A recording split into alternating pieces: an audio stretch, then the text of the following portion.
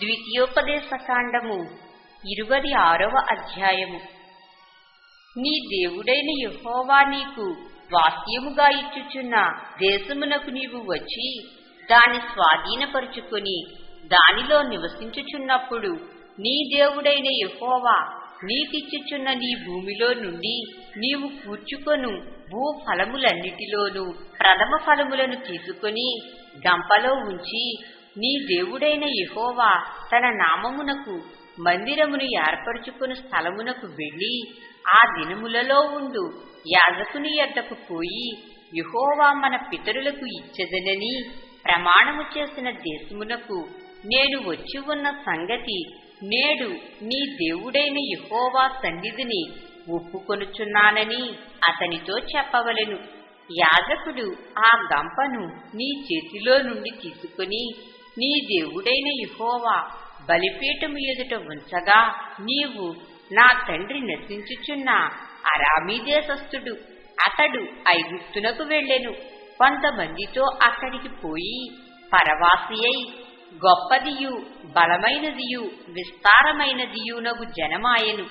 ఐగుప్తీయులు మనలను హింసపెట్టి మనలను బాధపరిచి మన మీద కఠిన దాస్యము మోపగా మనము మన పితరుల దేవుడైన యెహోవాకు మొరపెట్టినప్పుడు యెహోవా మన మొరను విని మన బాధను ప్రయాసమును మనకు కలిగిన హింసను చూచెను. అప్పుడు యెహోవా బాహుబలము వలనను చాపిన చేతి వలనను మహాభయము వలనను సూచక క్రియల వలనను మహత్కార్యముల వలనను ఐగుప్తులో నుండి మనలను రప్పించి ఈ స్థలమునకు మనలను చేర్చి పాలు తేనెలు ప్రవహించు దేశమై ఉన్న ఈ దేశమును మనకిచ్చెను. కాబట్టి యెహోవా నీవే నాకిచ్చిన భూమి యొక్క ప్రథమ ఫలములను నేను తెచ్చి ఉన్నానని నీ దేవుడైన యెహోవా సన్నిధిని చెప్పి నీ దేవుడైన యెహోవా సన్నిధిని దాన్ని పెట్టి నీ దేవుడైన యెహోవా సన్నిధిని నమస్కారము చేసి నీకును నీ ఇంటి వారికిని నీ దేవుడైన యెహోవా దయచేసిన మేలంతటి విషయము నీవును లేవీయులును నీ దేశములో ఉన్న పరదేశులను సంతోషింపవలెను. 10వ భాగమిచ్చు సంవత్సరమున అనగా 3వ సంవత్సరమున నీ వచ్చుబడిలో 10వ వంతును చెల్లించి అది లేవీయులకును పరదేశులకును తండ్రి లేని వారికిని విధవరాండ్రకును ఇయ్యవలెను. వారు నీ గ్రామములలో తిని తృప్తి పొందిన తరువాత నీవు నీ దేవుడైన యెహోవా సన్నిధిని నీవు నాకాజ్ఞాపించిన నీ ఆజ్ఞలు అన్నిటి చొప్పున నా ఇంట నుండి ప్రతిష్ఠితమైన దానిని తీసివేసి లేవీయులకును పరదేశులకును తండ్రి లేని వారికిని విధవరాండ్రకును నేనిచ్చియున్నాను. నీ ఆజ్ఞలలో దేనిని నేను మీరలేదు, దేనిని మరచిపోలేదు. నేను దుఃఖములో ఉండగా దానిలో కొంచెమైనను తినలేదు, అపవిత్రుడనై ఉండగా దానిలో దేనిని తీసివేయలేదు.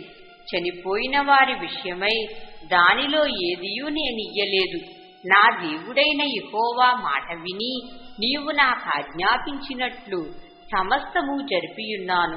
నీ పరిశుద్ధాలయముగు ఆకాశములో నుండి చూచి నీ జనులైన ఇశ్రాయేలీయులను పాలు తేనెలు ప్రవహించు దేశము అని నీవు మా పితరులతో ప్రమాణము చేసినట్లు మాకిచ్చియున్న దేశమును ఆశీర్వదింపుమని చెప్పవలెను.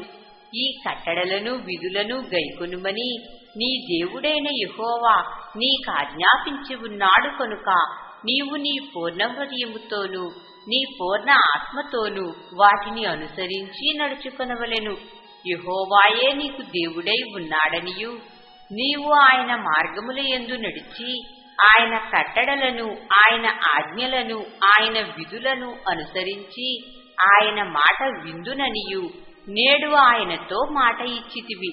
మరియు యెహోవా నీతో చెప్పినట్లు నీవే తనకు స్వకీయ జనమై ఉండి తన ఆజ్ఞలు అన్నిటినీ గైకొందువనియు తాను సృజించిన సమస్త జనముల కంటే నీకు కీర్తి ఘనత పేరు కలుగునట్లు నిన్ను హెచ్చించుదునని ఆయన సెలవిచ్చినట్లు నీవు నీ దేవుడైన యెహోవాకు ప్రతిష్ఠిత జనమై ఉందువనియు యెహోవా ఈ దినమున ప్రకటించెను.